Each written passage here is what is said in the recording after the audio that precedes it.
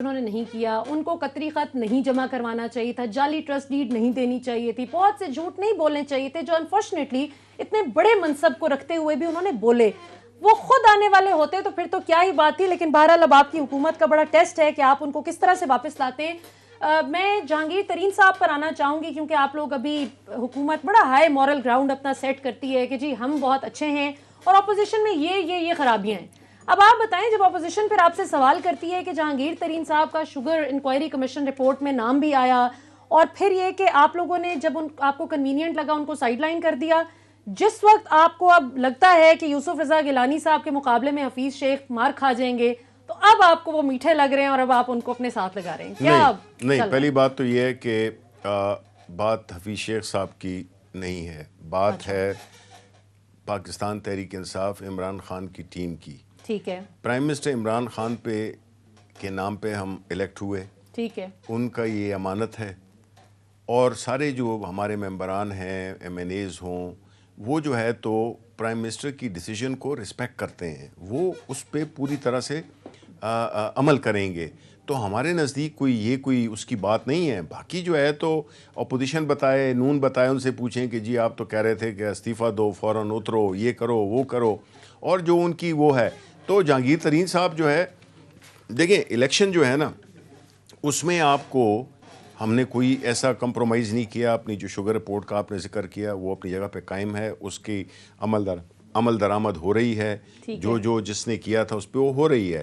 لیکن جب تک کہ کوئی اس کا کوئی عدالتی یا ادارتی فیصلے نہیں آ جاتے تو ووٹ تو وہ پاکستان کے شہری بھی ہیں اور پی ٹی آئی کے ساتھ ان کی بڑی نسبت بھی رہی ہے. تو ان سے ہر ایک سپورٹ کر سکتا ہے الیکشن میں. الیکشن دیکھیں، الیکشن کے لیے آپ ہر ایک کے پاس جاتے ہیں، آپ اپوزیشن کے کینڈیڈیٹس اپوزیشن کے پاس بھی جاتے ہیں، آپ یوسف رضا کے پاس بھی ووٹ ان کا مانگنے جائیں گے. تو یہ تو کوئی بات بالکل نہیں. ٹھیک ہو گیا. اچھا منسٹر صاحب، ایک بڑا پرٹیننٹ سوال یہ ہے کہ کل ہم نے دیکھا جو کچھ ڈسکا میں بڑے انفارچونیٹ مناظر تھے، سب کچھ اس میں پنجاب حکومت کو آپ کدھر دیکھتے ہیں؟ کیونکہ اس میں کوئی شک نہیں ہے کہ پاکستان کا آئین یہ کہتا ہے کہ الیکشن کمیشن کی ذمہ داری ہے صاف شفاف طریقے سے الیکشن کنڈکٹ کروانا. لیکن بہرحال جب لا اینڈ آرڈر سچویشن اس قدر دگرگوں ہو جائے تو 1450 پولیس اہلکار جو کہ الیکشن کمیشن نے کل تعینات کر رکھے تھے ڈسکا کے اس پرٹیکولر حلقے میں، اس کے باوجود وہ غائب تھے، کچھ نظر ہی نہیں آ رہے تھے. دیکھیں جی، پہلی بات تو یہ ہے کہ اس میں کوئی شک نہیں ہے کہ بڑا ایک بدقسمت واقعہ ہے، اس کو نہیں ہونا چاہیے تھا. لیکن ساتھ ہی ساتھ ہم نے یہ بھی دیکھنا ہے کہ کون سی وہ پارٹیز ہیں جو کہ اس قسم کی تشدد کی، دھونس کی سیاست کرتی ہیں، اور انہوں نے کس طرح سے اس پورے معاملے کو الجھایا، کس طرح سے وہ اس کو انہوں نے مینیج کیا، مینیپولیٹ کیا. تو ہماری جہاں تک کہ الیکشن کا تعلق ہے، جہاں تک ہماری حکومت کا تعلق ہے، دیکھیں یہ پہلی دفعہ ایسا ہوا ہے کہ جو ضمنی انتخابات ہیں، یہ ایک سٹنگ گورنمنٹ کے لیے بڑا آسان ہوتا ہے انفلوئنس کرنا، بڑا آسان ہوتا ہے اس کے نتائج کو کرنا. اب آپ اگر نتائج دیکھیں جس میں کہ ہم کچھ سیٹس ہار گئے، کچھ سیٹ جیت گئے، لیکن اپوزیشن کی یہ بات، چاہے وہ مریم نواز ہوں یا کوئی بھی پی ایم ایل این کے بات کریں کہ جو الیکشن وہ جیت جائیں وہ ٹھیک ہوا اور جو نہیں وہ جیت سکے وہ برا ہوا. تو یہ کیا منافقت ہے اور یہ کیا تضاد ہے؟ اس میں تو کوئی شک نہیں ہے. لیکن دلچسپ بات یہ ہے کہ ڈسکا کی جیت کے حوالے سے نون لیگ اپنے تئیں جشن منا رہی ہے اور اپنے کارکنوں کو مبارکباد پیش کر رہی ہے.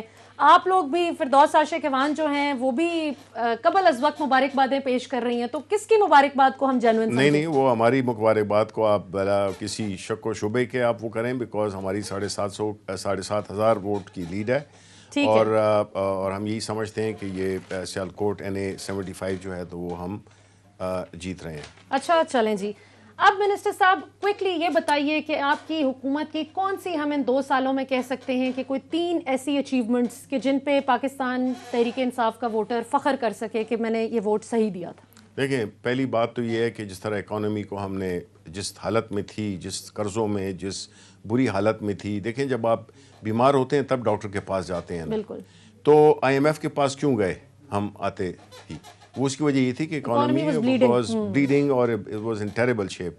اب دوسری بات یہ ہے کہ اس کو ہم نے اسٹیبلائز کیا، ہم نے جو آرٹیفیشل ریٹ ڈالر کا رکھا تھا اس کو ہم اس کی مارکیٹ کی ویلیو پہ لے آئے، جس کی وجہ سے اب انڈسٹریلائزیشن بھی شروع ہو گئی ہے، اور جو کہ وہ پچھلے 20 سالوں میں جو ڈی انڈسٹریلائزیشن ہوئی تھی اس ملک میں، اور یہ ایک امپورٹنگ کنٹری بن گیا تھا، اب اس کو ہم نے ایکسپورٹ اورینٹڈ کر دیا ہے، نمبر 1۔ نمبر 2، ہمارے جو سب سے ایک وہ ہے فیدر ان آر کیپ ہے، وہ یہ ہے کہ ہیں تو کئی، لیکن جس کو کہ میں آپ نے چونکہ 2-3 کا پوچھا کہ دیکھیں کووڈ میں جس طرح کے احساس پروگرام، جس افیکٹونیس سے، جس مؤثر طریقے سے، جس شفاف طریقے سے وہ اس میں لوگوں تک، عام وہ لوگ جو کہ غریب تھے، وہ لوگ جو کہ استطاعت نہیں رکھتے تھے، اس کی پہلی بات تو یہ کہ اسٹریٹجی جو ہمارے پرائم منسٹر نے بنائی، جس میں کہ زندگی اور روزگار دونوں کو بچائے رکھنا، ٹھیک ہے۔ اس کے بعد جو ہے تو دوسرا ہمارا ایک پروگرام ہے، وہ ہے صحت کارڈ، ٹھیک ہے۔